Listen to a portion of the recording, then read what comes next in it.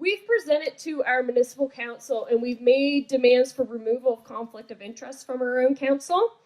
We've made demands for transparency of when they've been meeting with Cermag. We've requested a letter be written with opposition on behalf, and we typically have one councillor who's got our back and makes the motions, and no one will second them. We've prompted them to gain an audience with the Minister of Fisheries, Keith Caldwell, which they did on Thursday, to declare our opposition from Cermag, but unfortunately, they did not do that, and they came back with a letter just spewing the same garbage Keith told them to say, except for our one councillor. We have one councillor on our side, David Tudor. We have attended the Cermag Canada public meetings, and I know some people in the room I've seen those live streams, and they were, we uproariously, is an understatement, declared our opposition to the proposed project, and they all but laughed at us when we left there. We are presenting to the Clare municipality on the 5th with similar demands to Digby, and we are really hopeful that it'll be much better received than it was in Digby. And now we're just holding public meetings to ensure that our members are properly informed about Cermag's option to lease in St. Mary's Bay and around the whole province. So our aspirations as a group, really, we are looking to unite provincially. We want an activist campaign that will put undeniable pressure on the provincial government. Short term, obviously, we want Nova Scotia government to withdraw the current options to lease by Cermag Canada and St. Mary's Bay and all around the area. And long term, of course, we'd like permanent moratorium, again, on open finfish aquaculture, and insist that all future aquaculture sites be closed containment and land-based. Yes.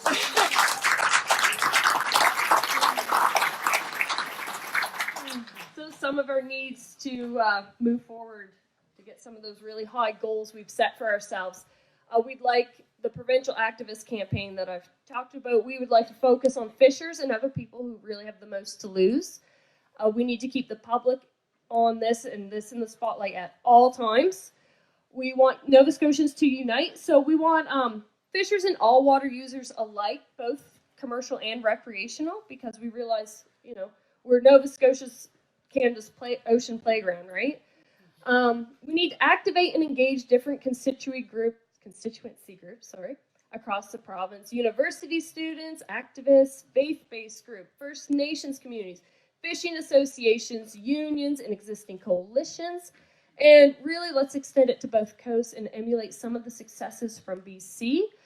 It's no coincidence that Cermag's been kicked out of BC by 2025, or that's the plan now, and they're going to land in our waters in 2025. So why are we second-class citizens that are going to take their mess from the West Coast? We are just as important as the West Coast, and the province needs to realize that. And we need to put pressure on the provincial government. We've got to disrupt the calm waters and false narratives propagated by the industry and the government. We were also lied to a lot at our Cermag meetings as well. Things like literally saying only 50 fish have escaped a Cermag pen, and 50, and we had to Google it right in front of them and show them numbers: 10,000 in Chile, 30,000 in Norway, like 50,000 after a fire in BC, and they're in denial, I guess. So what everyone in this room can do, you can sign up to our Facebook page or website. We're protectourbay.ca. We just want you to stay informed. Donations, tens of thousands is probably an understatement at this point because it's getting huge. We're behind the 8 ball on this. Cermag and the government have been plotting for a while. We need you ready to take action. We need you to actually be a part of this campaign. We're going to need letters. We need you ready for demonstrations, stand-ins, all of the above, because it is going to be a wild ride, we'll say. So thank you very much.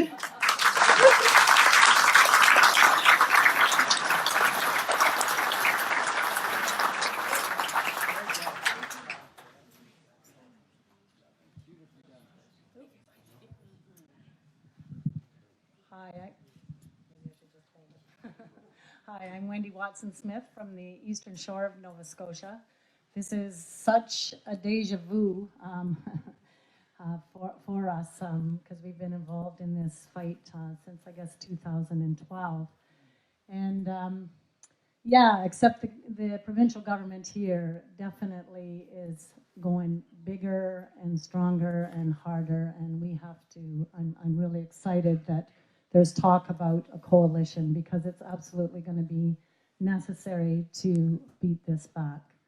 I'm amazed at the groups, the Liverpool groups, the St. Mary's and the Twin Bays Coalition, how they've got up to speed and they've mobilized and done the work in their communities. That takes a lot of effort, and how quickly you've all done that. I'm just amazed at your work. We formed back in 2012 when there was 3 finfish lease applications in our harbors, and those leases were by Loch Duart. It's a Scottish salmon farming company, and they said many of the same things that Cermag is saying. They're saying, oh yeah, we do salmon farming differently. We're not cook aquaculture. We're more sustainable. We do it differently. It doesn't matter what company it is, whether it's Cermag or Cook or Loch Duart, you look around the world, the issues of this industry are exactly the same. The problems of escapes, the problems of pesticides, the problems of antibiotic use, the problems of killing our ocean floors, Port Mattoon Bay. I mean, the study that was done by Inka Molesky, it's absolutely important that people read that. Our bays are killed by this industry. They become smothered with this bacteria mat, and they don't recover. So no matter whether the industry says, no, we don't use pesticides, we use the hydrolyzer, this industry has not changed. The technology is old technology, and it's harmful. It's harmful to our environment. And the big thing that we were concerned at that time on the Eastern Shore was the way that it was probably going to jeopardize our lobster fishery as well, and our tourism industry. Those are industries that are sustainable, and those are industries that support our communities on the Eastern Shore. So yeah, and also if you check facts again, Loch Duart saying that they acted so much differently than Cook Aquaculture. We went to the Scottish Environmental Protection Agency and got their records, and their pesticide use, their antibiotic use was way up there. So you can't believe these industries. They are filled with liars. We did some of the same things that these groups are doing. We did letter writing. We went to the media. We did tried to meet with politicians, which was pretty difficult. We held community meetings, showed salmon wars, all of it working towards building the connections in our community and getting information out to our community. We had big public meetings as well, where people came out and we organized. We involved kids in our campaign. We had teachers in our area who took the information and had discussions in the school about what was going to happen. Many of these children's parents are lobster fishers and wanted to stay on the shore. So those kinds of campaigns where we try to involve as many people as possible. Presentations to, we don't have a city council, we're part of HRA. The Chamber of Commerce, they were on side, the businesses, all kinds of groups in our area we tried to get on side. We had roadside campaigns. We did door-to-door petitions. We went up and down each little harbor and knocked on the door and had discussions with everyone in the community. And we could say to the politicians that 95% of the people of the Eastern Shore did not want these salmon farms in our harbors.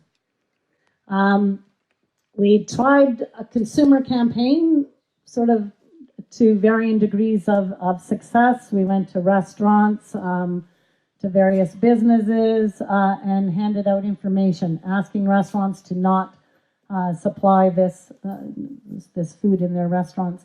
We had buttons and posters and information where we handed out. And we were quite surprised, actually, when we were at places like Sobeys, the degree of consciousness in this province about fish farms and about salmon, even though even though some people think that this is wild salmon, there was a lot of people that we talked to said that they would never ever eat this salmon. They would never eat this, and they knew the harmful effects. So we were quite surprised at the level of consciousness. So because of all of these different campaigns, the protests, the letter writing, the mobilizing, the community meetings, all of this stuff put a lot of pressure. And at that time, the NDP was going into an election and were feeling the heat, so called a moratorium and organized what they called the Dole Leahy Commission, where they went around the province and talked to. And it also acknowledged it gave credibility to what communities were saying. It acknowledged our concerns and didn't push them under the carpet like the politicians were doing. So at that time, because of all of this pressure, one of our salmon farms, actually, one of the leases, the applications was withdrawn by the proponent. They, for some reason, said that they didn't think this was going to be a good site in Beaver Harbor. A second one was actually withdrawn by the federal government because they said it was too close to a recovering salmon river. And that was the very, very first lease in Nova Scotia, lease application that had been rejected. It's quite standard. Once a lease goes in, they're automatically accepted. So we were quite amazed at that. So we had one lease left when the moratorium was called. After that, basically, we continued to have connections with different communities, and we got a lot of strength from the people down in St. Mary's Bay when we were first starting out. We had two wonderful women who came to talk to our meetings, Karen Crocker and Alex Patterson, who motivated us. And I remember their words to this day. They said, "Don't ever let one of those fish farms come into your harbors, because once they come in, you'll never get them out." And it's true. A farm operation in Owl's Head, and it was the fish died in that operation. Super chill. We guessed that it was probably from some disease, because they trucked these fish out wearing hazmat suits in the middle of the night. So we don't think it was super chill. That's what it was stayed. But that site has not been restocked since 2012. But all of the equipment is world on aquaculture regulations is just a pile of horseshit. Actually, there is no transparency. There is no transparency in the regulations, and there's no ability for regular citizens really to have any input. Here we're facing a renewal of a lease, and the only input that we're allowed as a community are written submissions, and then this other body makes a decision.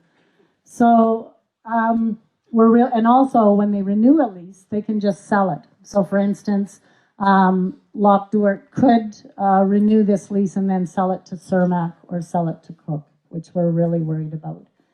So I think the only thing that's going to work in this is the future is for us to come together